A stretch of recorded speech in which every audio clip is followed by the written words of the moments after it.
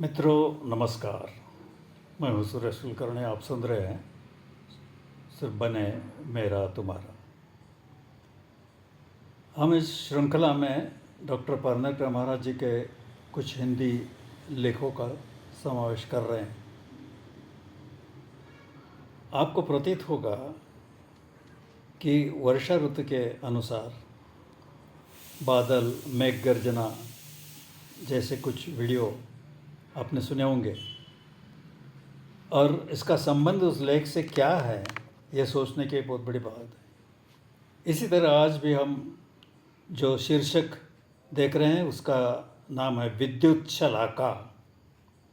इस मौसम में हम ये सारी बातें देखते हैं, लेकिन जो विचार इसमें प्रकट किए गए हैं वो पूर्णवाद की दृष्टि से कैसा संबंध रखते हैं, ये सोचने की बात है। तो सुनेंगे आज का लेख। लिखा है डॉक्टर रामचंद्र महाराज पारनेकर जी ने। अभिवाचन सुरेश कुलकर्णी। सुनिए विद्युत शलाका। जिस मौलिक चीज़ के लिए संसार का बाजार भरा हुआ है, उसी चीज़ के खोज में कितनी दूर तक चला आ रहा हूँ, कितने समय से निकला हूँ, पर असली चीज़ का पता नहीं। इसलिए मैं परेशान हो रहा हूँ कि कहाँ जाऊँ, क्या करूँ, कैसे करूँ, कौन मुझे राह दिखाएगा, कौन है जो मुझे पता बताएगा। नहीं, इससे तो अच्छा यह होगा कि कोई भाग्यवान मेरे हाथ वह चीज़ सौंप दे। अब चलने से मैं रहा क्या जिस चीज़ के लिए मैं इस बाज़ार की ओर आया हूँ, वह चीज़ का यह बाज़ार ही नहीं है। ना कहूँ तो कैसे? मैं अकेला आता या मेरे जैसे एक दो भूले भटके यहाँ नज़र आते तो समझ लेता कि मैं गलती खा गया हूँ। पर यहाँ तो मेरे जैसे करोड़ों ग्राहक नज़र आ रहे हैं। वे सब के सब भूल कैसे कर सकते हैं? यदि भूल न कर रहा हूँ तो इनमें से किसको यह चीज़ मिली है जिसके लिए सब दौड़ धूप कर रहे हैं? क्या यह समझूँ कि किसी जादूगर ने अपने प्रयोग से हमें सबको इस गफलत में डाल दिया? तो वह जादूगर कौन? क्या गरज पड़ी उसे? किसे बता रहा है वह अपना यह तमाशा? क्या मिलने वाला है उसे? अब चलने से पाँव दर्द देने लगे और सोचने से मस्तिष्क भी जाता रहा, पर चैन किसको है?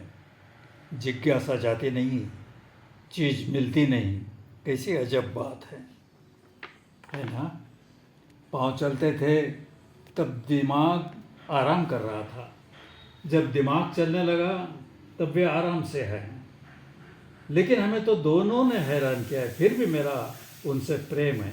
कभी पाँव कहते रहे हम तुम्हें मिला देंगे, कभी दिमाग बोलते रहा हम तुम्हें बता देंगे। न किसी ने मिलाया न किसी ने बताया, दोनों पर फिर भी मेरा विश्वास है। कभी कोई भी आराम करे, हमें उससे क्या? हमें तो अविश्राम चलना ही होगा। कभी पाँव के साथी बन जाते हैं तो कभी दिमाग हमारी साथ कर लेता है। पैरों के साथ चलने से थकावट आ जाती है, तो दिमाग के साथ ही बनने से इसमें से बेचैनी उमड़ आती है। मुसीबत तो आगे पीछे बनी ही रहती है। न हमसे वो मूड मोड़ लेती है, न हम उसका पीछा करने में पीछे रहते हैं। वैसे तो जीवन पथ पर जनमत का कुत्ता सदा के लिए भौंकते ही रहता है। कभी ठहर जाते हैं, कभी निर्भीड़ता से अपनी राह चले रहते हैं, चलते रहते हैं। सर्वसाधारण मनुष्य को अपने जन्म से पूर्व स्वयं का वृत्तांत कभी मालूम नहीं रहता, तथा मरण के पश्चात की अवस्था की भी यथार्थ कल्पना नहीं होती। फिर भी मनुष्य मरने से डरता है और कभी कभी अगली जन्म की सोचने लगता है। समझता है कि कुछ पिछले जन्म में किया है, वो इस जन्म में भुगत रहा हूँ। अब इस जन्म में कुछ करेंगे तो अगले जन्म में भुगतना पड़ेगा। इसी विचार से कितनी बार इंसान अपने को पाप से बचाने की कोशिश करता है और पाप भी करता है तो सुख के कारण, अपितु परिणाम यह देखने में आता है कि मनुष्य को पाप से वंचित रहने पर भी या पाप करने से भी सुख की प्राप्ति नहीं होती। पुण्य से सुख मिलता है ऐसा यदि समझे तो कर्म सुख का कारण होता है, कारक होता है, उसे पुण्य कर्म कहना होगा। अपितु कितनी बार यह देखने में आता है कि जो कर्म करने से मनुष्य सुख पाता है, उस कर्म को ही भले लोग पाप कहकर उस कर्म की तथा कर्ता की घृणा करते हैं। कहते हैं कि यद्यपि आज यह हंस रहा है तथापि इस बुरे कर्म के फल इसे भुगतना पड़ेंगे और उस वक्त यह जरूर रोएगा। कोई लोग ऐसा दिमाग रखते हैं कि पाप या पुण्य में कोई एक चीज़ सही है, यह मनुष्य का दुबलापन है या पूर्वजों के विचारधारा का फलस्वरूप है। क्या है? आजकल ये के विद्वान प्रायः यही कहा करता है और पाप पुण्य के फल का व्यवहार उधारी का होने के कारण उसे मानने वाले विद्वानों या विचारों को भी प्रसंग से चुप बैठना अनिवार्य होता है। भोजन से तृप्ति या अग्नि से दाह, इस प्रकार तुरंत या नगद पुण्य पाप का फल दुनिया में नजर आता तो न दुनिया में इतना पाप होता और न पाप पुण्यवाद भी दिखाई देता। यह विचार की बात मत्ताभिमान की नहीं, बिना सोचे विचारे किसी विषय के बारे में हाँ या ना कहना विचारवान लोगों की दृष्टि से मूर्खता ही है। सत्य झूठ, पाप पुण्य, ज्ञान अज्ञान, नीति अनीति, यह शब्द युग्म यदि अनवर्थक हो तो पाप पुण्य यह युग्म भी अनवर्थक होने में कोई आपत्ति नहीं। जीवित साफल्य इस कार्य के प्रयोजन से ही इन सब शब्द युग्म अनवर्थक सिद्ध होते हैं।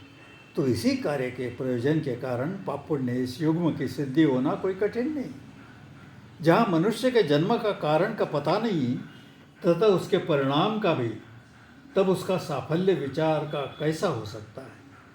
यह सवाल दर्शन शास्त्र अभ्यासक के सम्मुख खड़ा हो जाता है।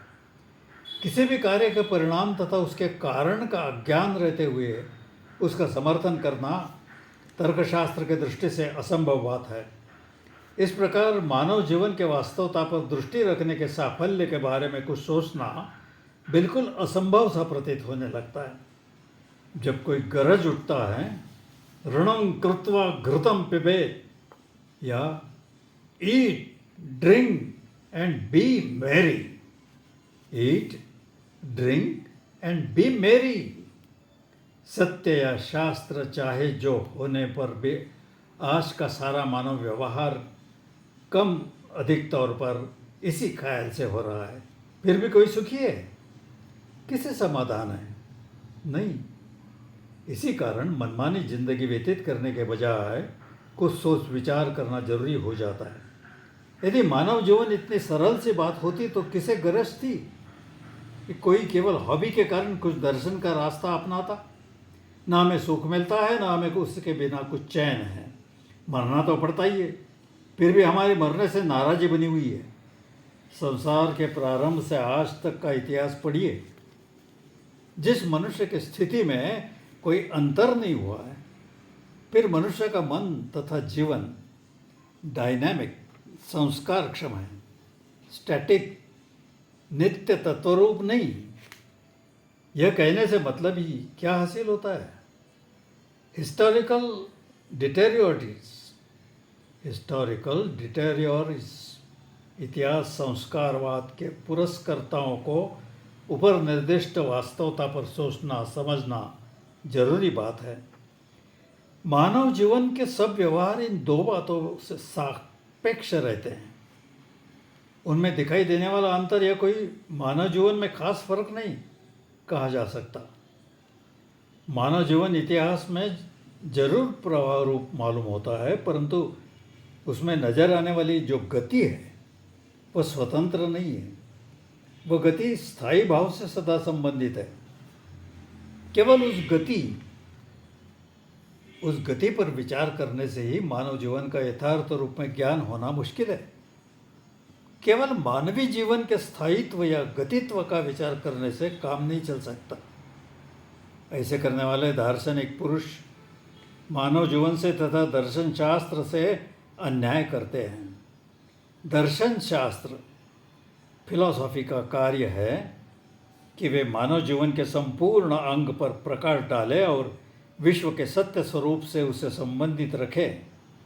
मानव जीवन और सत्य का संबंध बनाए रखने में दार्शनिकों का कोई हठ नहीं है, ये वास्तविकता है। परंतु केवल मत के लिए रियलिटी, सत्य से मानव जीवन को दूर रखने में कोई फायदा नहीं।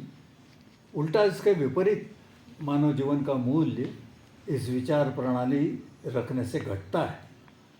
जीवन प्राप्ति के कारण ही आप इस दुनिया का अनुभव कर सकते हैं। यहाँ की विविधता, सुख और दुख सब जीवन के कारण ही है।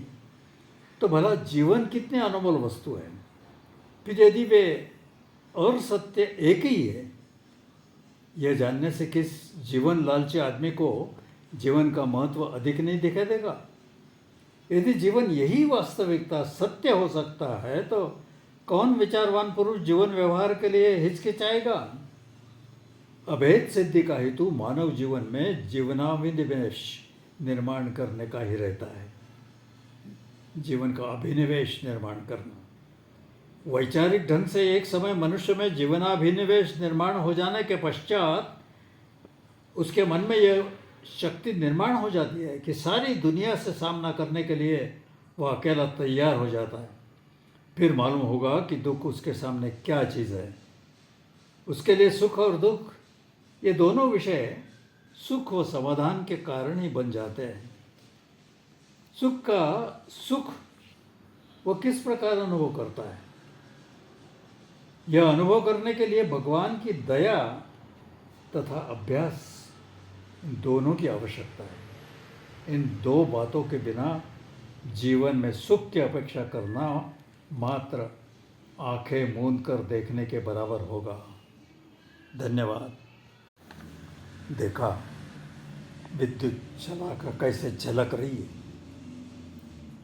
क्या मिला जीवन का संदेश इस लेख से, और क्यों शीर्षक दिया गया विद्युत शलाका। जरा सोचिए, आप पर ही निर्भर है।